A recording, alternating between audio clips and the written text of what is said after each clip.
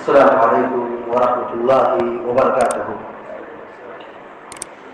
الحمد للہ رب العالمین والعاقبۃ للمتقین والصلاة والسلام علی اشرف الانبیاء والمرسلین نبینا محمد وعلی آلہ وصحبہ اجمعین ومن تبعهم بإحسان إلى يوم الدين وبعد، فقال النبي صلى الله عليه وسلم: إن الرجل ليصلي 60 سنة وما تقبل له صلاة لعله يتم الركوع ولا يتم السجود ويتم السجود ولا يتم الركوع۔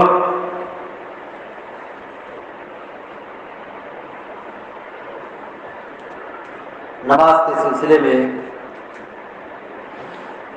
کل کے درس میں کچھ تمہیدی باتیں رکھی گئی تھی،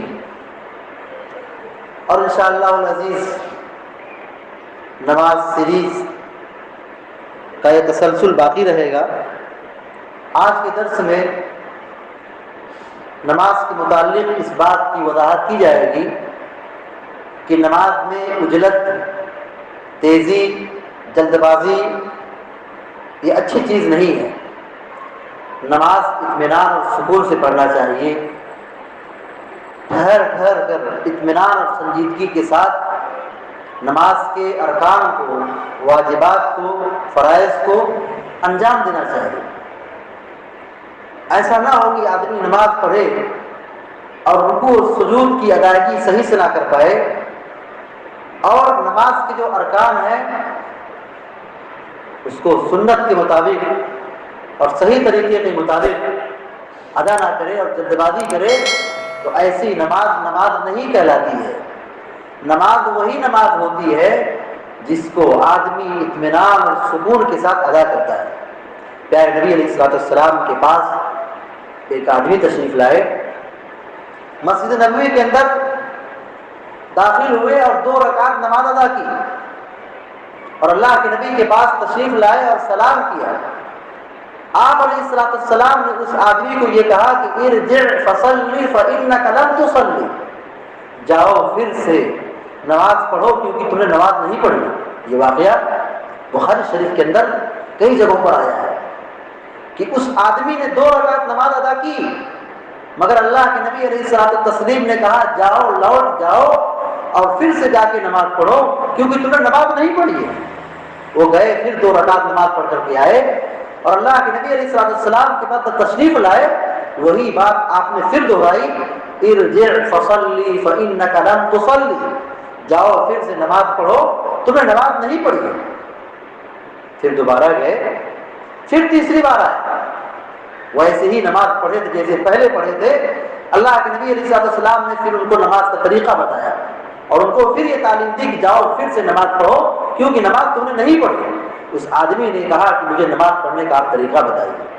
آپ نے تکبیر تحریمہ سے لے کر کے نماز کی جو اہم چیزیں تھیں آپ نے سکھا دی، اور جو ان کی غلطی تھی اس کی وضاحت کر دی، اور کہا کھڑے کیسے ہونا ہے، قیام کیسے کرنا ہے، رکوع کیسے کرنا ہے، رکوع کے بعد کتنا کھڑا ہونا ہے، سجدہ کیسے کرنا ہے، 2 سجدوں کے درمیان کتنا بیٹھنا ہے۔ آپ نے پوری تفصیل بیان کی، اور اس میں یہ بات بیان کی کہ ہر نماز کے ارکان کو اطمینان سے ادا کرو، سکون سے ادا کرو، اور ایسی نماز پڑھو کہ جب تم رکوع کر کے کھڑے ہو یا سجدے کر کے بیٹھو تو تمہاری ہڈی اپنی جگہ پر پہنچ جائے، تمہاری ہڈی اپنی جگہ پر پہنچ جائے۔ یعنی ایسا نہ ہو کہ رکوع سجود کی ادائیگی میں آدمی جلد بازی کا مظاہرہ کرے، ایک سجدہ کرے پھر سر اٹھائے پھر فوراً سجدے میں چلا جائے، ایسی نماز نہیں ہوتی۔ پیارے نبی علیہ السلام نے حدیث کے اندر بیان فرمایا کہ ان الرجل لیصلی 60 سنہ، کہ ایک آدمی 60 سال تک نماز پڑھتا ہے، 1-2 سال کی بات نہیں، آدمی مسلسل 60 سال تک 5 وقتہ نماز کی پابندی کرتا ہے، لیکن اس کی غلطی کیا ہے، اس کا قصور کیا ہے؟ وما تقبل له صلاۃ، اس کی ایک بھی نماز قبول نہیں ہوتی ہے۔ اللہ اکبر، کتنی بڑی بدنصیبی کی بات ہے کہ آدمی 60 سال تک محنت کر رہا ہے، ٹھنڈی گرمی موسم کی سختی کو برداشت کر کے وضو بنا کر کے مسجد میں آتا ہے، اور آج کے ماحول میں پٹرول جلا کے آتا ہے، لیکن اللہ کے نبی علیہ السلام فرماتے ہیں 60 سال کی اس کی عبادت ہے، لیکن اس کی اللہ تعالیٰ کے یہاں اس کی ایک نماز قبول نہیں ہوتی ہے۔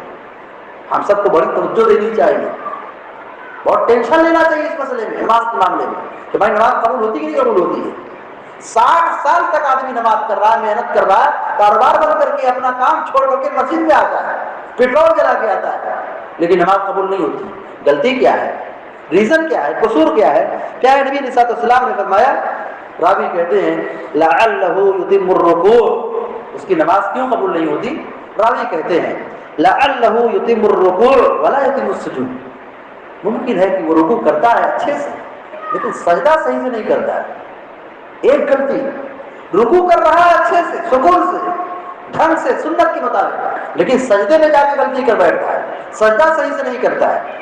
وَيُتِمُّ السُّجُودَ، سجدہ تو ٹھیک کرتا ہے لیکن ڈنڈی اس میں مارتا ہے، کس میں؟ رکوع کے اندر۔ پیارے نبی علیہ السلام نے فرمایا سب سے بڑا چور وہ شخص ہے جو رکوع اور سجود کے اندر ڈنڈی مارتا ہے۔ یعنی اللہ کے نبی علیہ السلام نے جیسے بیان فرمایا ہے رکوع ایسے ہونا چاہیے، سجدہ ایسے ہونا چاہیے، اس طریقے پر رکوع اور سجدہ نہیں کر رہا ہے، اپنی ناک اور پیشانی کو صحیح سے زمین پر نہیں رکھتا ہے، یہ نماز کا چور ہے۔ اس کو اللہ کے نبی علیہ السلام نے چوری سے تشبیہ دی ہے کہ وہ دنیا کا سب سے بڑا چور ہے جو رکوع و سجود کو صحیح سے ادا نہیں کرتا ہے۔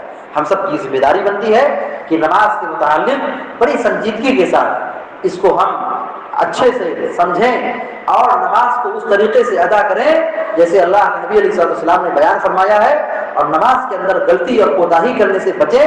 اور سب سے اہم بات تو یہ کہ نماز کی ادائیگی میں ہم بہت اطمینان سے، سکون سے اور تعبیر کے ساتھ، اطمینان کے ساتھ ادا کریں تاکہ ہماری نماز قبول ہو سکے، ورنہ کہیں ایسا نہ ہو کہ ہم جلد بازی کا مظاہرہ کریں اور ہماری نماز ہونے کے بعد بھی اللہ تعالیٰ کے یہاں قبول نہ ہو۔ اللہ تعالیٰ ہم سب کو ان لوگوں میں سے بنائے جن کی نمازیں قبول ہوتی ہیں۔ اللہ تبارک و تعالیٰ سے دعا ہے اللہ تعالیٰ ہم سب کو پہلے اور سننے سے زیادہ عمل کرنے کی توفیق عطا فرمائے، آمین یا رب العالمین۔ اقول قولی ھذا واستغفر اللہ لی ولکم السائر المسلمین فاستغفروہ انہ هو الغفور الرحیم، وصلی اللہ علی نبینا محمد وعلی آلہ وصحبہ اجمعین۔ السلام علیکم ورحمۃ اللہ وبرکاتہ۔